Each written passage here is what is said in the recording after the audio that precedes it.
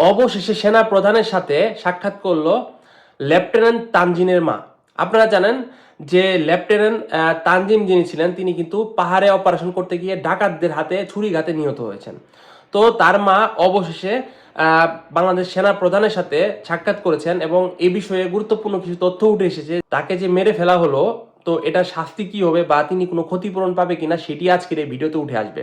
তো পুরো ভিডিওটি জুড়ে অবশ্যই সাথে থাকুন। এখানে যেটি লেখা আছে সেটি আমি আপনাদের হুবহু পড়ে শোনাবো। সেনাবাহিনী প্রধান জেনারেল ওয়াকারুজ্জামানের সঙ্গে সাক্ষাৎ করেছে শহীদ লেফটেন্যান্ট তানজিম সরোয়ার নির্জনের বাবা মা।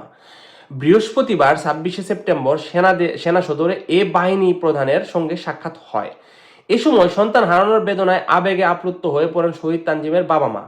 তারা এই হত্যাকাণ্ডের সঙ্গে জড়িতদের আইন অনুযায়ী শাস্তি প্রদানের অঙ্গীকার করেন। কক্সবাজারের চকুরিয়া ডাকাতি প্রতিরোধ অভিযানে নিহত হন শহীদ লেফটেন্যান্ট তানজিম সরোয়ার নির্জন। ইতিমধ্যে এই ঘটনায় চকরিয়া থানায় মামলা ও 7 জনকে গ্রেপ্তার করা হয়েছে।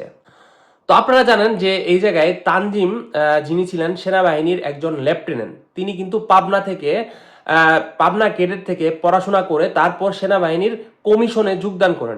সেখান থেকে তিনি একজন লেফটেন্যান্ট হন। তারপর কিন্তু তিনি আস্তে আস্তে পদোন্নতি হয়ে একটা সময় মেজর পর্যন্ত হয়ে যেতেন। কিন্তু ডাকাতরা তার সেই দিনটা আর দেখতে দিল না এবং তার কিন্তু সামনে বছর মিশন ছিল দেশের বাইরে। মিশন শেষে এসে তিনি কিন্তু বিয়ের জন্য প্রস্তুতি নিচ্ছিলেন। তো এই সময় তার সাথে এই যে ঘটনাটা ঘটলো, তার পরিবার শোকাহত এবং দেশবাসী সহ সবাই শোকাহত।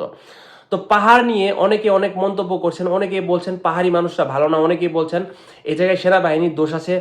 তো এই জায়গায় কিন্তু ডাকাতরা পাহাড়ে যে হামলা করেছিল সেই হামলা আটকাতে গিয়েই কিন্তু তানজিমের মৃত্যু হলো। তো এই জায়গায় পাহাড়ি লোকের উপর কিভাবে দোষ আসছে, আমার কথা হচ্ছে এটা। তো আপনারা জানেন যে ডাকাত যে সদস্য রয়েছে এটা কিন্তু সাধারণ মানুষের ভিতরেও ডাকাত রয়েছে, পাহাড়িদের ভিতরেও ডাকাত রয়েছে। তো এই বিষয়গুলো শুধু পাহাড়িদের উপর চাপিয়ে দিলে হবে না।